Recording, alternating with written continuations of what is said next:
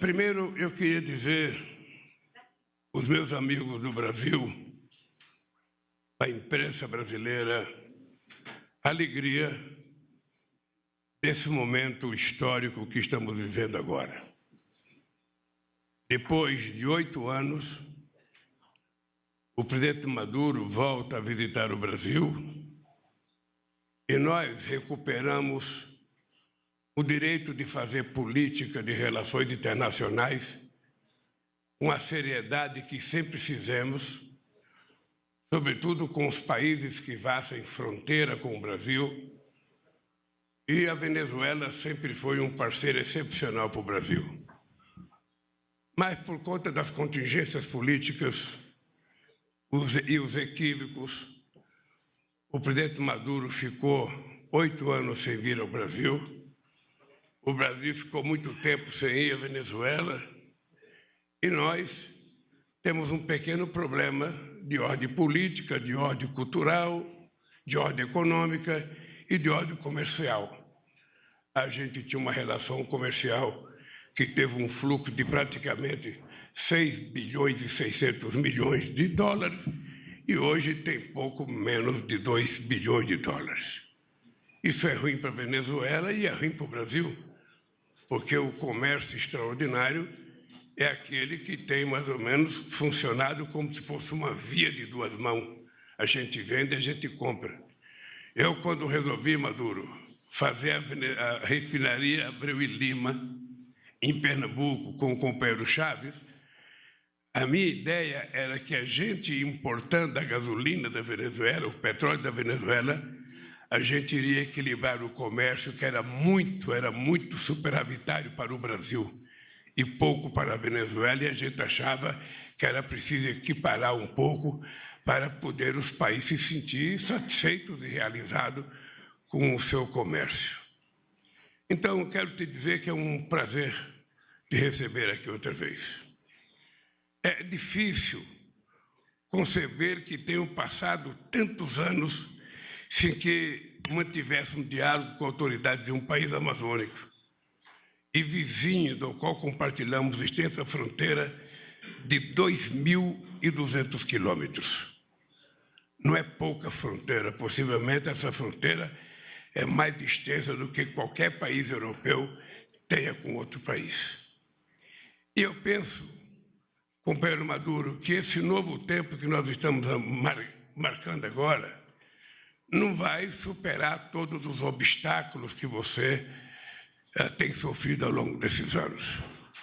Eu briguei muito com companheiros sociais-democratas europeus, com governos, com pessoas dos Estados Unidos. Eu achava a coisa mais absurda do mundo para as pessoas que defendem a democracia era as pessoas negarem que você era presidente da Venezuela, tendo sido eleito pelo povo, e o cidadão que foi eleito para ser deputado fosse reconhecido como presidente da Venezuela. Eu lembro que uma vez eu discuti com uma pessoa sobre as reservas de ouro da Venezuela. Eu fiquei sabendo que a Venezuela tinha uma reserva de 31 toneladas de ouro em Londres, e que essa reserva de ouro, ao invés de ser colocada sob a guarda do governo da Venezuela, foi colocada sob a guarda do Guaidó. Muitas discussões, Alckmin, com os meus companheiros europeus, eu dizia que eu não compreendia como é que um continente que conseguiu exercer a democracia tão plena como a Europa exerceu quando construiu a União Europeia, poderia aceitar a ideia de que o impostor pudesse ser presidente da República porque eles não gostavam do presidente eleito. E o preconceito continua ainda. Você tem clareza que o preconceito contra a Venezuela é muito grande. Você tem preconceito de quantas críticas a gente sofreu aqui durante a campanha por ser amigo da Venezuela. Havia discursos e mais discursos que os adversários diziam, não, porque se Lula ganhar as eleições, o Brasil vai virar uma Venezuela. Se Lula ganhar as eleições, o Brasil vai virar uma Argentina. Se Lula ganhar as eleições, o Brasil vai virar uma Cuba. Quando, na verdade, o único sonho nosso era ser o Brasil mesmo. A gente queria que o Brasil fosse o Brasil melhor, porque nós já fizemos uma vez o Brasil ser melhor, ser mais democrático, ser mais rico, ter mais distribuição de renda, ter mais educação e ter mais saúde. Isso nós já fizemos uma vez. E nós voltamos para fazer. E eu sei a quantidade de políticas sociais que foram feitas desde o começo do Chaves, a partir de 2002, a partir de 2000, quando ele ganhou as eleições. Portanto, essa relação, Maduro, essa volta da relação Brasil e Venezuela é plena. É plena. Nós sabemos da dificuldade que nós temos, nós sabemos da quantidade de empresas que já estão na Venezuela e querem voltar para a Venezuela, nós sabemos da dívida da Venezuela, sabe? E nós sabemos que tudo isso faz parte e vai fazer parte de um acordo que a gente faça para que a nossa integração seja plena. É isso que eu desejo e é isso que eu espero que você contribua conosco para que a relação entre Brasil e Venezuela não seja uma relação apenas comercial. Ela tem que ser comercial, ela pode ter uma relação política, ela pode ser cultural, ela pode ser econômica, ela pode ser feita de ciência e tecnologia, ela pode ser feita entre as nossas juventudes, construindo parceria, entre as nossas universidades. Portanto, ela pode ser feita, inclusive, com as nossas Forças Armadas, trabalhando em conjunto na fronteira para que a gente combata o narcotráfico em toda a nossa fronteira. Nós já tínhamos criado uma vez o Secretaria de Defesa da América do Sul. Nós já tínhamos criado uma vez. E é possível criar outra vez. Por isso, Maduro, seja bem-vindo ao meu país. Agora fale com a imprensa livre desse nosso país e do seu país também.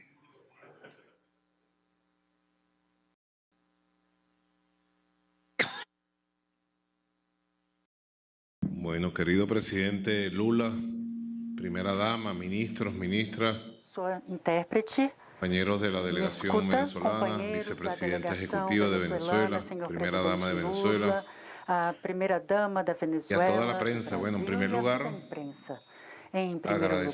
quero agradecer todas las atenciones por toda fraternas y solidarias que nuestra delegación fraterna e solidária ha que recibido nossa de delegação Brasil tem recebido do Brasil en la preparación de este e encuentro pela bilateral. preparação desse encontro bilateral. Hemos tenido Tivemos una buena, provechosa y larga uma conversación boa, con el proveitosa presidente e Lula, longa conversa com o presidente con todo su Lula, equipo. com toda a sua equipe.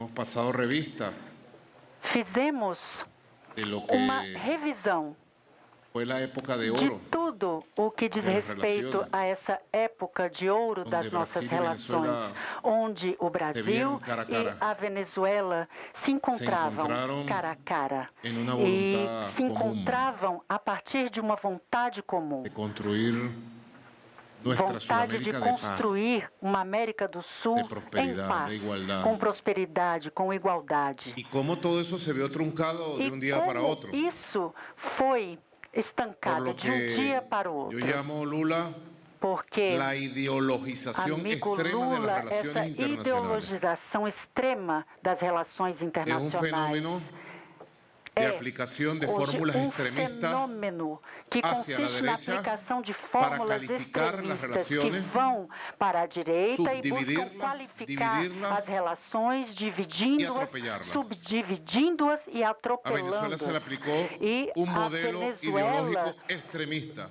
teve a aplicação desse modelo se le ideológico aplica. extremista e ainda Pero se está le aplicó. sendo aplicado.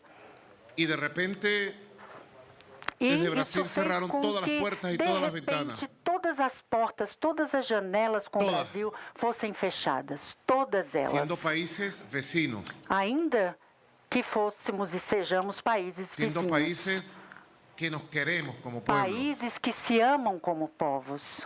Increíble, Foi incrível, todo.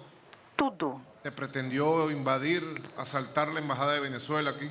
Pretenderam invadir, Afortunadamente, entrar na embaixada da Venezuela e, infelizmente, houve grupos solidários que tiveram sua intervenção, dizendo que esse espaço da embaixada é sagrado. As portas foram fechadas em termos de relações financeiras, econômicas, comerciais, culturais, políticas e diplomáticas. E se tentou, junto a outros governos, junto a outros governos que também trabalham com essa fórmula extremista, tentaram impor um governo à República da Venezuela. Mas isso é passado. E como diz uma canção de salsa muito boa, é que é proibido esquecer, ou seja, precisamos ter a consciência plena do que acabou de acontecer. E hoje se abre uma nova época em termos de relações entre nossos povos e países. E nessa nova época temos frente a nós a construção de um novo mapa de colaboração, cooperação conjunta, que possa abranger a todas as áreas da economia, todas as áreas do comércio, a educação, a saúde, a cultura, a agricultura, e que possa abranger, além disso, as áreas de um relacionamento horizontal entre os povos, permitindo assim um diálogo franco, direto e permanente entre os governos do Brasil e da Venezuela, bem como entre todos os governos da América do Sul. E para isso, nós estamos preparados. Nossos povos passaram momentos muito difíceis. Eu comentei com o presidente Lula em nossa reunião privada e também estendida, lançaram na Venezuela como mísseis, ou seja, 900 medidas de sanções econômicas. Sancionaram tudo que era possível sancionar, assim como que não era possível. E a Venezuela passou de uma receita anual de 56 bilhões de dólares, isso falando de petróleo ao ano, a uma entrada de 700 milhões de dólares por ano. E nós resistimos. Resistimos, como decimos, com coragem, de pé e sempre com um sorriso no rosto, pois nunca perdemos a esperança em termos de uma melhor sociedade e um mundo melhor. E a resistência nos levou uma economia de guerra, ao caminho do estabelecimento de um modelo econômico de recuperação de guerra. E assim podemos começar a trilhar o caminho para o crescimento. O ano passado crescemos 15%, nosso crescimento econômico, isso com uma economia não petrolífera, a primeira vez em 120 anos. E esse ano temos aí prognósticos do Fundo Monetário Internacional e de outras instituições que tenhamos um crescimento superior, ou seja, de mais 5%. Eu espero que seja mais, ou seja, os frutos desse esforço estão aparecendo e Venezuela hoje está preparada, presidente Lula, para que retomemos as nossas relações tão virtuosas, isso junto aos investidores e empresários brasileiros. A Venezuela está de portas abertas, com plenas garantias a todo o empresariado, para que voltemos ao tempo de trabalho conjunto, de investimentos e crescimento econômico. Então, estou muito feliz por estar no Brasil, vejo com olhos muito positivos, amamos a história do povo brasileiro, a força, a alegria espiritual do povo brasileiro. E esperamos que nunca mais ninguém feche as portas entre o Brasil e a Venezuela e que sempre juntos possamos enfrentar os desafios e caminhos desse desenvolvimento compartilhado. Brasil e Venezuela precisam estar unidos de aqui por diante e para sempre. Obrigado, presidente Lula.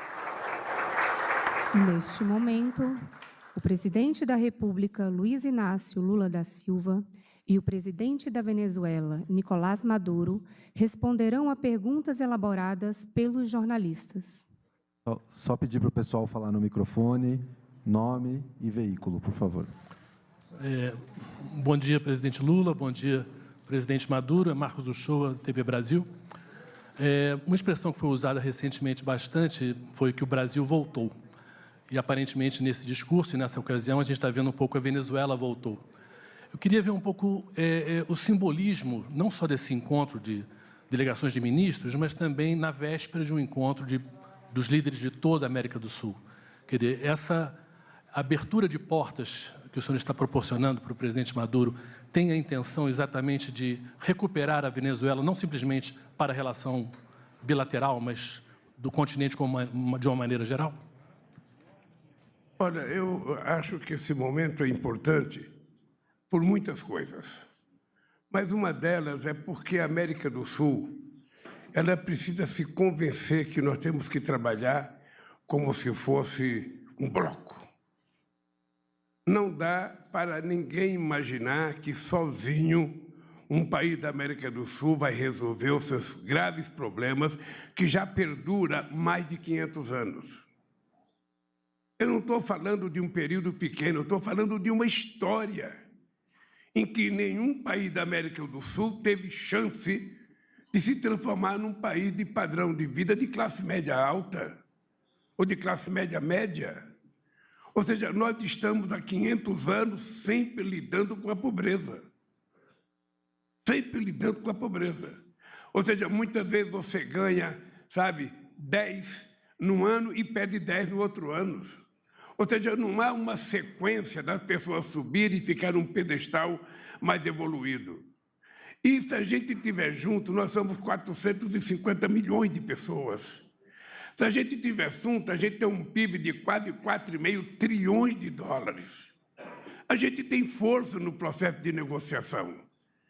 E é por isso que esse momento é importante. É porque nós vamos tentar discutir outra vez, e não é difícil, se a gente não quiser olhar para a União Europeia como modelo de integração, a gente olha para um continente mais pobre que nós, que é a União Africana. Eles têm um processo de trabalhar em união há muitos e muitos anos. Então, por que nós, na América do Sul, vivemos tão separados uns dos outros? Por que quase todos os países de língua espanhol aprenderam durante muitos anos que o Brasil era inimigo?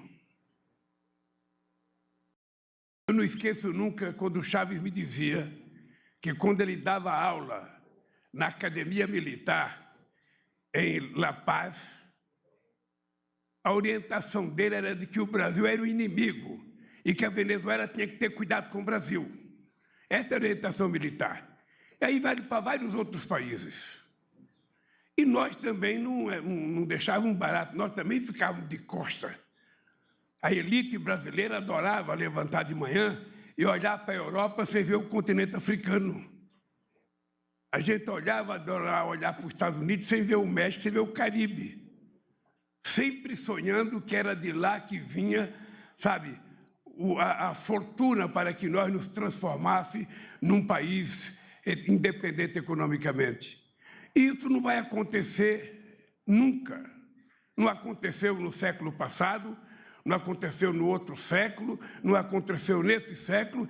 Vai acontecer o dia que nós, aqui na América do Sul, tivermos coragem de resolver que nós cuidamos do nosso destino. Cada país será aquilo que ele quiser ser, se o dirigente tiver coragem. O Brasil será aquilo que a gente tiver coragem de fazer. Se a gente tiver coragem de fortalecer as instituições democráticas, se a gente tiver coragem de romper, com a mesma política de sempre o rico fica mais rico, o pobre fica mais pobre.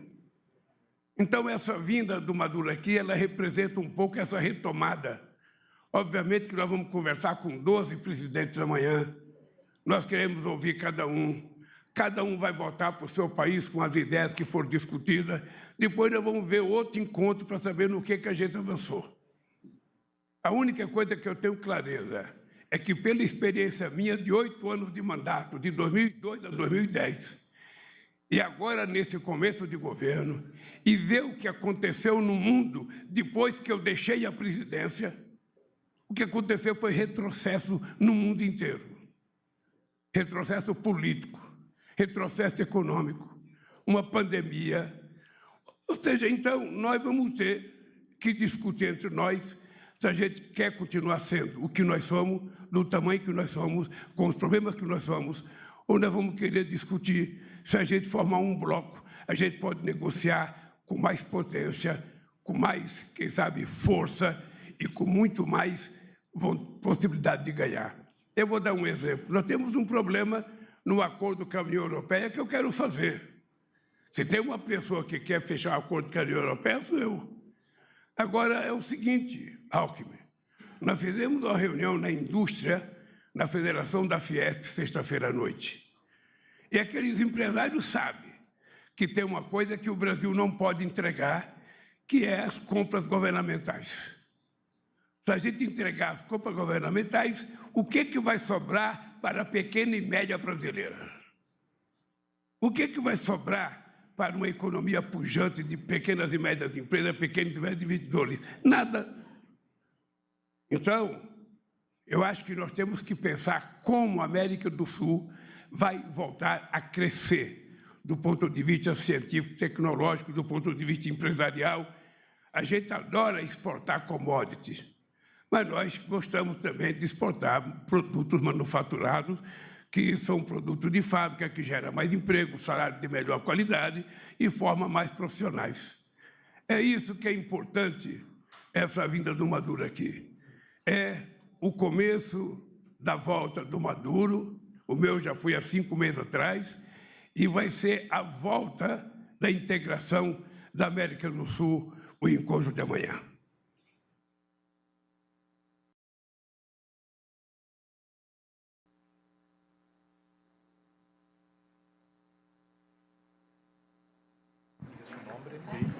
Muy buenas tardes.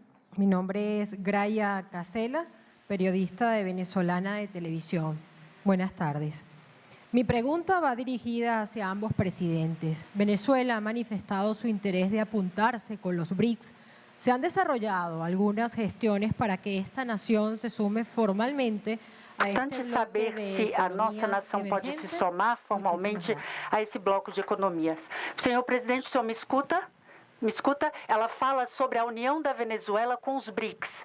Essa vontade foi manifestada. O que os senhores pensam sobre isso? A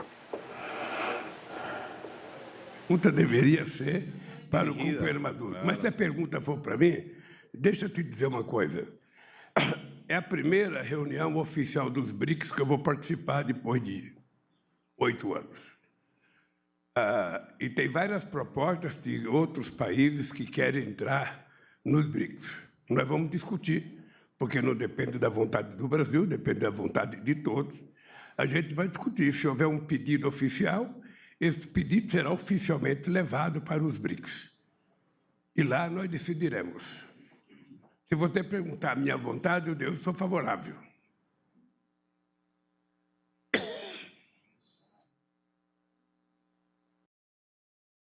No, es uno de los temas que conversamos. Assuntos que temos conversado sobre o papel dos BRICS e o seu surgimento frente à nova geopolítica mundial. É uma geopolítica que tem surgido a partir dessa cena de conflitos e que vai trazer desenhos novos para o mundo, que vai trazendo, por conseguinte, novos polos, centros de poder político, econômico, social, cultural, militar. Esse mundo que está sendo desenhado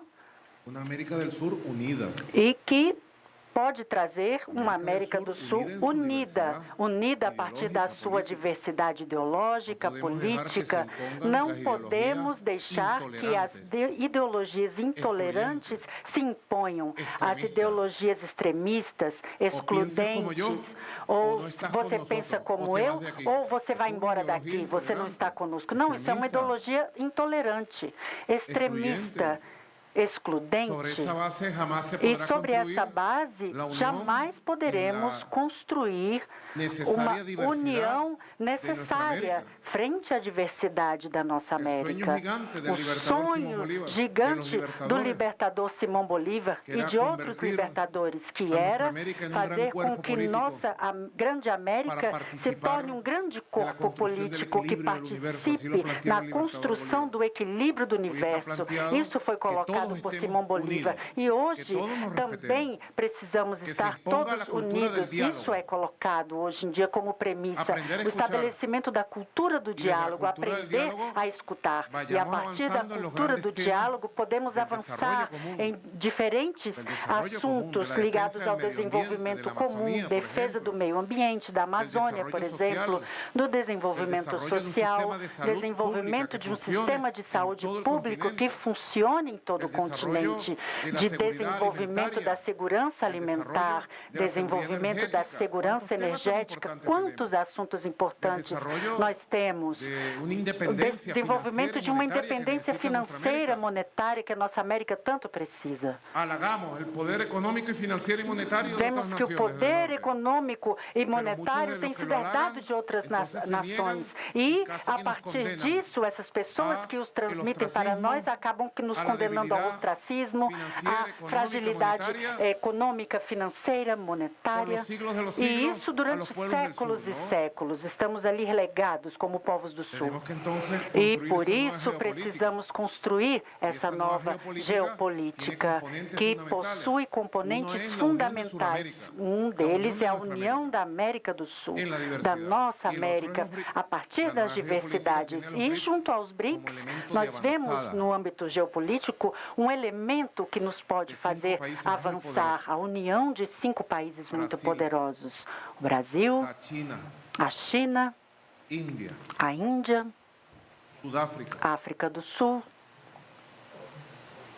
e a Rússia. 5 países poderosos. E o BRICS agora está se transformando no grande imã daqueles que buscam um mundo diferente de paz e de cooperação. Se transformou num grande imã. Quantas solicitações o BRICS já possui? Mais de 30 países estão solicitando. Eles querem estar com o Banco dos BRICS, que hoje é presidido por uma grande brasileira, nossa companheira Dilma Rousseff. O Banco dos BRICS. Ontem eu li a notícia de que a nossa grande amiga e poderosa Arábia Saudita está a passos de unir-se ao Banco dos BRICS. Imaginem vocês o que isso representa. E se perguntarem à Venezuela, vocês aspiram algum dia estar junto aos BRICS? Sim, queremos fazer parte dos BRICS de forma modesta, mas sim fazer parte dos BRICS e acompanhar a construção dessa nova arquitetura, dessa nova geopolítica mundial, desse novo mundo que está à nossa frente.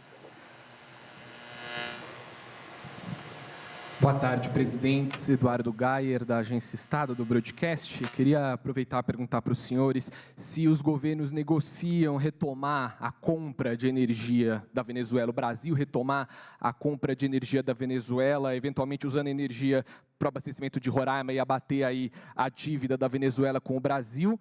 E aproveitando se as críticas feitas ao presidente Nicolás Maduro por outros países da América do Sul podem dificultar essa integração plena do continente. Obrigado. Olha, eu vou responder rápido para o Maduro poder falar mais. Nós queremos recuperar a nossa relação energética com a Venezuela.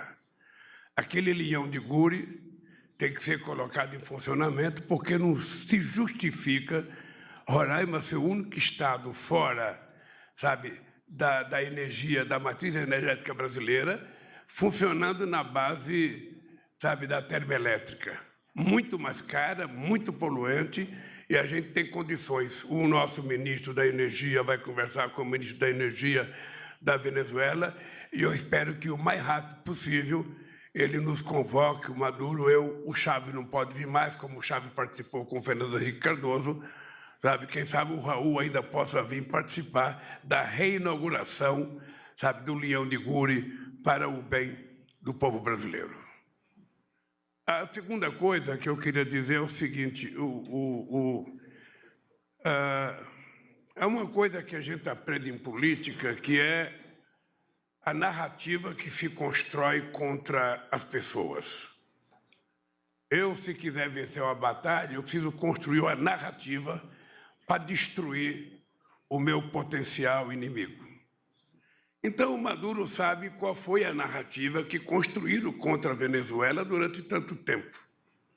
Essa narrativa, durante muitos anos, o Celso Amorim, que era meu ministro, e eu, andávamos ao mundo explicando que não era do jeito que as pessoas diziam que era. Andávamos ao mundo. E eu acho, companheiro Maduro, que é preciso... Você sabe a narrativa que se construiu contra a Venezuela, da antidemocracia, do autoritarismo, sabe? Então, eu acho que cabe à Venezuela mostrar a sua narrativa para que possa, efetivamente, fazer pessoas mudar de opinião. Eu vou em lugar que as pessoas nem sabem aonde fica a Venezuela, mas sabem que a Venezuela tem problema da democracia, que o governo não tem das contas. Então, é preciso que você construa a sua narrativa, e eu acho que, por tudo que nós conversamos, a sua narrativa vai ser infinitamente melhor do que a narrativa que eles têm contado contra você. É efetivamente inexplicável um país ter 900 sanções porque o outro país não gosta dele. É inexplicável. Então, eu acho que está nas suas mãos, companheiro, construir a sua narrativa e virar esse jogo para que a gente possa vencer definitivamente e a Venezuela voltar a ser um país soberano, onde somente o seu povo, através de votação livre, sabe, diga quem é que vai governar aquele país. É só isso que precisa ser feito. E aí os nossos adversários vão ter que pedir desculpa pelo estrago que eles fizeram na Venezuela. É isso.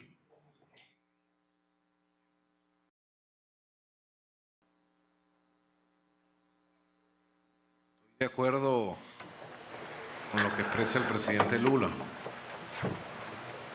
Venezuela ha sido víctima. A Venezuela foi vítima de uma campanha feroz. Por medios tradicionais.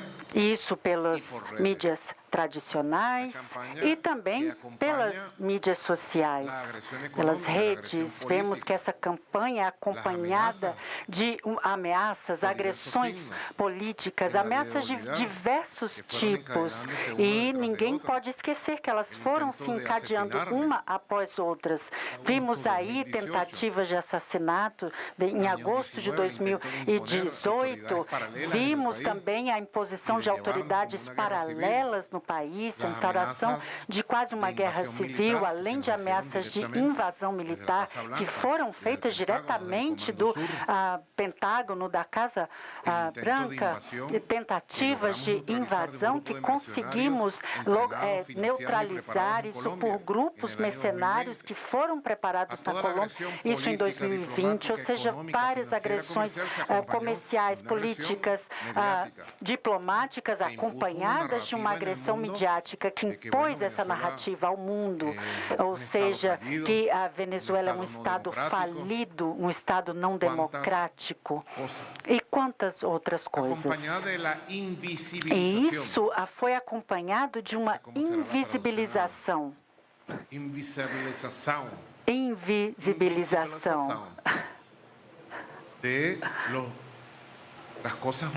Das coisas boas que acontecem na Venezuela.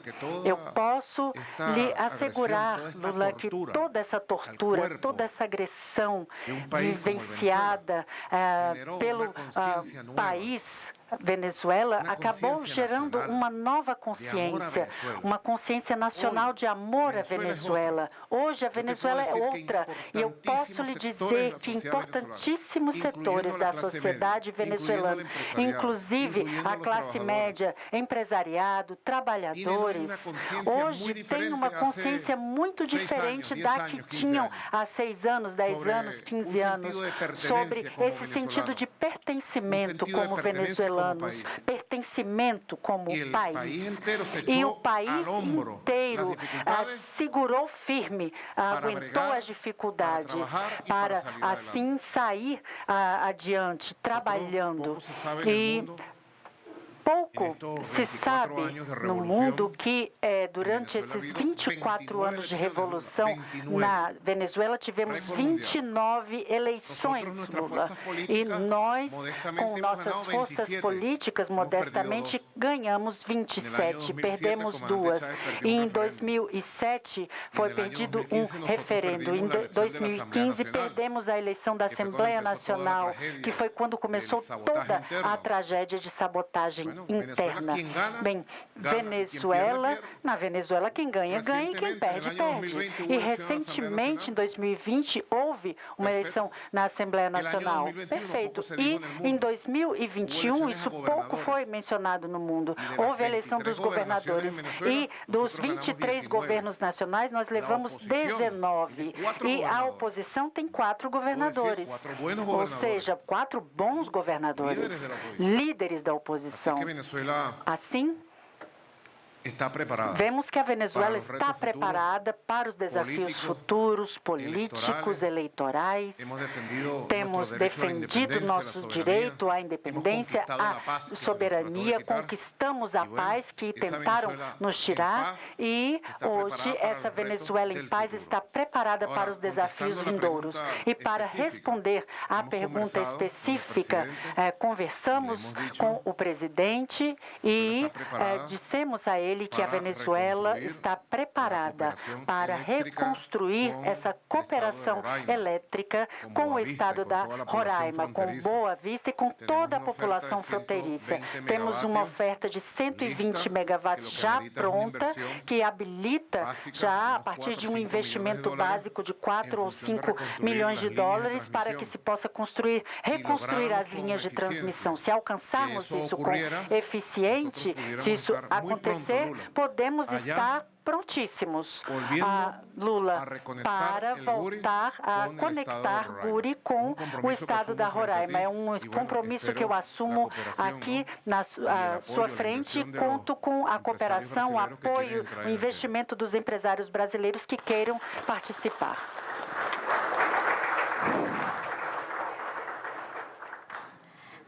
Buenas tardes. Bianca Borrero, de Prensa de Venezuela. Bianca Borrero, da imprensa da Venezuela. A minha pergunta vai para os dois países. Eu gostaria de saber se, no marco dessa reunião bilateral, os senhores abordaram temas relativos à transação econômica em moedas alternativas ao dólar.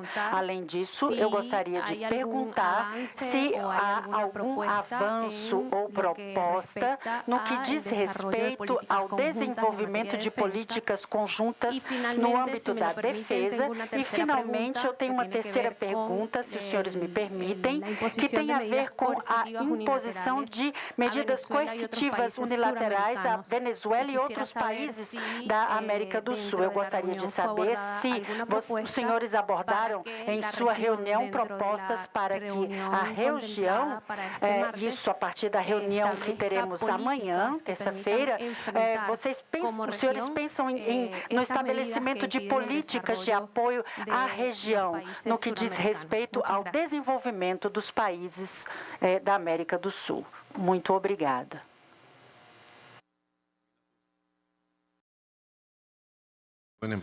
Bem, em primeiro lugar, essa temática não foi abordada nessa oportunidade especificamente. Já conversamos sobre isso no passado, na possibilidade de fazermos sim um comércio a partir das moedas dos nossos países, e acho que esse campo está se abrindo no mundo, essa seara, e buscamos novas opções que já estão existentes no mundo para que possamos trabalhar com esse assunto, mas nessa ocasião não falamos sobre isso. Com relação à defesa, o presidente Lula propôs uma reunião e fazermos encontro brevemente entre os ministros da Defesa do Brasil e Venezuela para o estabelecimento de novos protocolos conjuntos no que tange à defesa da população fronteiriça e também o combate contra o crime, narcotráfico e todo tipo de criminalidade existente nas fronteiras. Há elementos que foram trazidos pelo presidente Lula e seus ministros nessa extensa fronteira de mais de 2.000 quilômetros. Então, precisamos retomar algo que jamais devia ter acabado, ou seja, a cooperação em segurança e defesa. Isso é uma loucura. Dois países, um gigante como o Brasil e o mais modesto como a Venezuela, mas com uma fronteira tão extensa e que sem um telefone para se falar, para comunicar. Ou seja, o grupo de criminosos passou aqui pelo Brasil, está indo para a Venezuela, vamos capturá-lo. É uma loucura a inexistência disso, não temos esse tipo de canal. Então, temos 4 anos de falta de comunicação em temas como segurança e defesa, e isso agravou a situação nas fronteiras. E assim, estamos fazendo propostas e espero que logo, prontamente, o nosso ministro Lopes vai se reunir com o ministro da Defesa do Brasil para estabelecer novos protocolos de defesa eficazes em tempo real. E com a relação à reunião de amanhã, nós, em todas essas reuniões, em todos esses fóruns, buscamos trazer à luz a verdade, a realidade dos nossos países. Estamos prontos para dialogar em todos os fóruns multilaterais. Nós temos levado a proposta de que, como região, os governos solicitem aos Estados Unidos a suspensão de todas as sanções e medidas coercitivas contra a Venezuela e contra todos os países que sofrem esse tipo de sanção em nossa América, pois o mundo que está sendo criado não deve mais ser marcado por perseguições, sanções econômicas, essa chantagem do dólar. Precisamos ter um mundo que, como o presidente Lula trouxe, fale de liberdade. Não se fala mais de liberdade, não se prega mais a liberdade. Onde está a liberdade financeira quando um país é sancionado e proibido de ter contas bancárias no mundo? Aonde está a liberdade monetária quando está proibido o uso de uma moeda? Aonde está a liberdade comercial quando os agentes comerciais são perseguidos com os barcos que levam os produtos ao mundo e quando essas sanções e perseguições acontecem a países como a Venezuela para que não chegue aos outros países. Então, nós estamos levando adiante essa reflexão, essa verdade, essa proposta, esperando que a reunião de amanhã com os países da América do Sul seja muito proveitosa e nos permita, assim, avançar para níveis maiores de integração e um diálogo político entre os países da América do Sul. Olha, eu não vou dizer que nunca pensei e nunca sonhei em que a gente estabeleça comércio nas nossas próprias moedas. Faz muito tempo, inclusive no meu primeiro mandato, a gente estabeleceu um acordo com a Argentina em que pequenos e médios empresários poderiam fazer suas transações comerciais com o dinheiro argentino e com o dinheiro brasileiro. Isso já existe já há algum tempo. Eu sonho em que a gente tenha uma moeda, sabe, entre os nossos países para que a gente possa fazer negócio sem precisar ficar dependendo do dólar.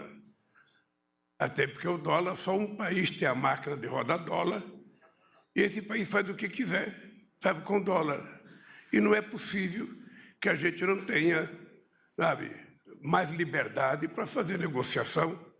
Eu sonho que os BRICS possam ter uma moeda, como a União Europeia construiu o euro. Então, eu penso que nós temos que avançar. Aliás, é importante lembrar que o Haddad escreveu um artigo, sabe, que foi publicado na Folha de São Paulo, me falha a memória, sobre a possibilidade de uma moeda para negócios aqui na América do Sul. Sabe, esse é até um assunto que a gente pode discutir. Se vocês der uma chegadinha lá amanhã, você pode dar um pitaco nessa sua proposta. Então, a verdade é o seguinte, eu sonhei, sonho em que a gente possa ter outras moedas para a gente fazer negociação e não ficar dependendo só do dólar. Sabe, eu não posso dizer, porque eu não sou ministro da Fazenda, eu não sei qual é as coisas, mas, por exemplo, o Maduro não tem dólar para pagar as suas exportações. Quem sabe ele começa a pagar em yuan, quem sabe a gente possa, sabe, receber outra moeda de outro país para que a gente possa trocar. É culpa dele? Não, é culpa dos Estados Unidos, que fez um bloqueio extremamente exagerado. Eu sempre acho que o bloqueio é pior do que uma guerra. Porque a guerra, normalmente, morre soldado que está em batalha. Mas o bloqueio mata criança, mata mulheres, mata pessoas que não têm nada a ver com a disputa ideológica que está em jogo. Então, eu sonho com a moeda diferente do dólar para que a gente possa negociar, sabe, com os nossos países fornecedores de produtos e os países que compram de nós. Segundo, nós já tivemos aqui uma experiência muito bem sucedida, que foi o Conselho de Defesa da América do Sul. Isso foi construído, votado por unanimidade entre todos os países da Unasul, e é uma coisa que eu acho que a gente tem que retomar. A gente tem que retomar porque para combater o crime organizado, o narcotráfico e para nos preparar para a nossa própria defesa fronteiriça, nós temos fronteiras muito longas com vários países. Então é preciso que a gente tenha as nossas Forças Armadas sempre coesas, sempre trabalhando junto e sempre se preparando para garantir a soberania de cada um dos nossos países. E a terceira é que eu acho que esta reunião de amanhã é um reencontro de muita gente que já esteve junto, se bem que a maioria dos presidentes que vão se encontrar comigo amanhã nunca participaram de nenhuma reunião. Aqui só eu e o Maduro, como ministro das Relações Exteriores, participou dessa reunião da Unasul. Então, nós vamos ter que tentar mostrar para os companheiros presidentes o que foi. Eles necessariamente não têm que seguir a mesma coisa, eles podem propor outra coisa. Necessariamente não tem que funcionar como funcionava, pode funcionar diferente. A ideia central é a ideia de que nós precisamos formar um bloco para trabalharmos juntos, na questão econômica, na questão de investimento, na questão do meio ambiente. Ou seja, eu acho que isso não é difícil, porque nós temos mais ou menos os mesmos problemas. Então, eu penso que nós vamos ter sucesso amanhã, na primeira reunião. A reunião de amanhã não decide nada, a reunião de amanhã é apenas uma prospecção de possibilidade de fazermos o que tem que ser feito em outras reuniões. Eu lembro que a Unasul, embora a Unasul tenha sido registrada formalmente em 2008, nós começamos a discutir a integração de verdade em Cusco, sabe, numa reunião em que teve uma disputa entre Chaves e Toledo, sabe, que Toledo se levantou e foi embora, eu saí correndo atrás do Toledo para trazer ele de volta à reunião. Ou seja, porque a gente não tinha o hábito de conversar. Sabe, nós precisamos aprender a conversar entre nós, porque é tão fácil ser tolerante diante de um europeu, é tão fácil ser tolerante diante de um americano. Por que nós não somos tolerantes entre nós mesmos?